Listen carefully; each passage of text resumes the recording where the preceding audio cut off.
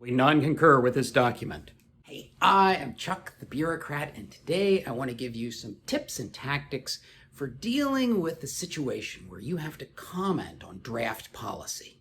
Normally, the way you know you're dealing with the kind of policy I'm talking about is that you're required to put your comments into what is called a comment resolution matrix. Now, there are several different versions of the comment resolution matrix. DoD has theirs, the Army's got one, some offices just have informal versions.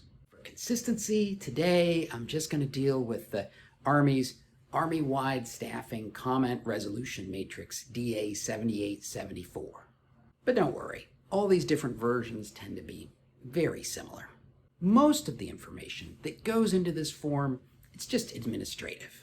Organization, reviewing official, rank, phone number, date, then page, paragraph, and line number. That's just there to make sure that we're all talking about the same thing. Where things get interesting is with type, but I'm going to come back to that one in a second. First, notice that there is a column for comment and rationale.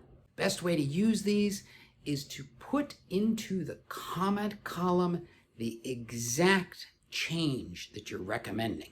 For example, you might say, replace Go Navy beat Army with Go Army beat Navy. And then you use the rationale column to explain why the change is appropriate. In this example, you might say, accurately represents Army objectives. What you want to do is avoid making a comment like, the phrase Go Navy beat Army is incorrect.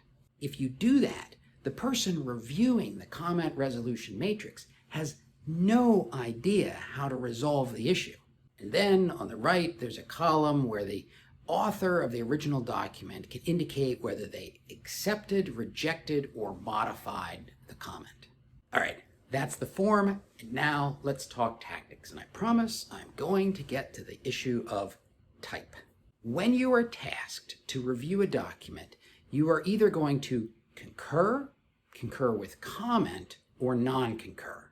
And I'm going to tell you something that might make some of you angry, but when I'm given a task like this, I start with the assumption that I'm going to recommend a non-concur, and then I go looking for the reason to non-concur.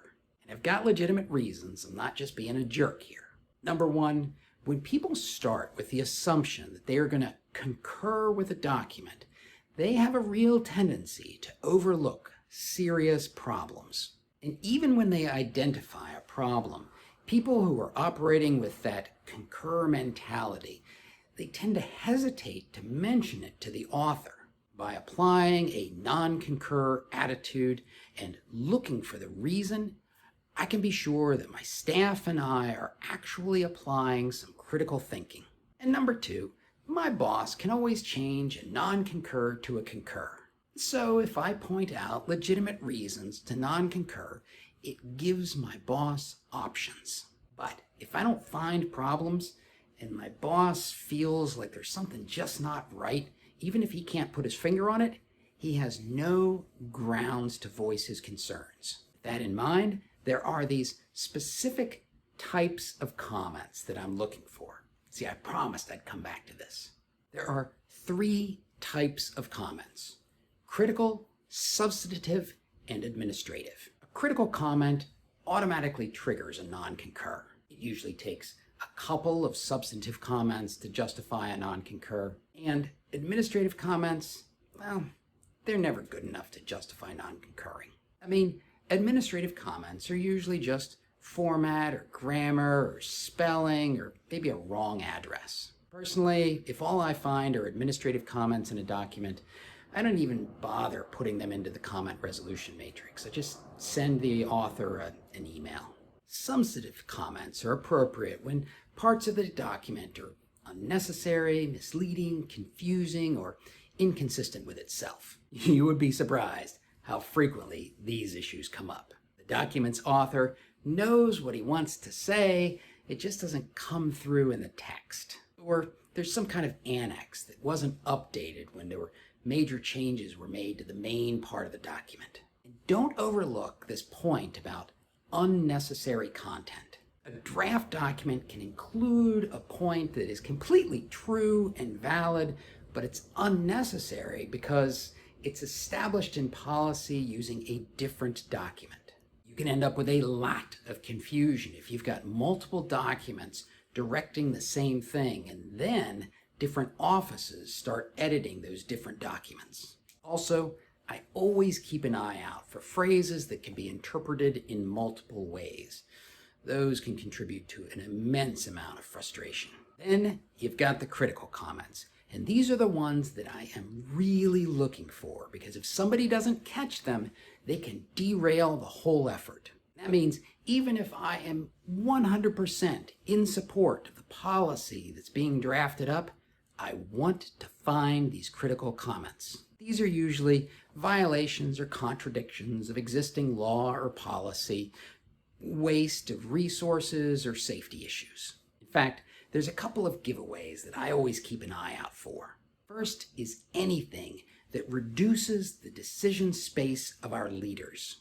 I normally think in terms of the Secretary of the Army, but this actually applies to every leader. The reason this matters is because frequently subordinate or staff offices will attempt to paint a leader into a corner by setting restrictive policy. No. I may be a bureaucrat, but I am not interested in hamstringing our leaders. The other thing that I always keep an eye out for is the claim that a decision has no budgetary impact. I'll give you an example. At some point, the folks running basic training wanted to give every soldier a U.S. Army shoulder patch when they first showed up to basic. That doesn't sound like there'd be a real budgetary impact, but at the end of the day, that cost $3 million. Every decision has a budgetary impact. So whenever I see the phrase, no budgetary impact, I'm pretty sure that the author hasn't thought deeply enough about this issue. And I know, my $3 million example, that's kind of trivial. But you would be surprised how many $100 million decisions get this kind of treatment. Final thing that I watch for critical comments is encroachment on responsibilities, particularly policy changes that result in two different offices having the same responsibility. A gap in responsibilities is not a good thing, but surprisingly, an overlap in responsibilities can trigger more infighting and finger pointing, and in fact, can make it more likely that something's going to fall through the cracks. Look, at the end of the day, we want solid, well-written policy that helps make it easier to get the work of the nation done. That means that you have to look closely at the draft documents that get staffed to you, because we're counting on you to identify those problems early. Now, if you want to understand the subtle difference between strategy and policy documents, watch this video.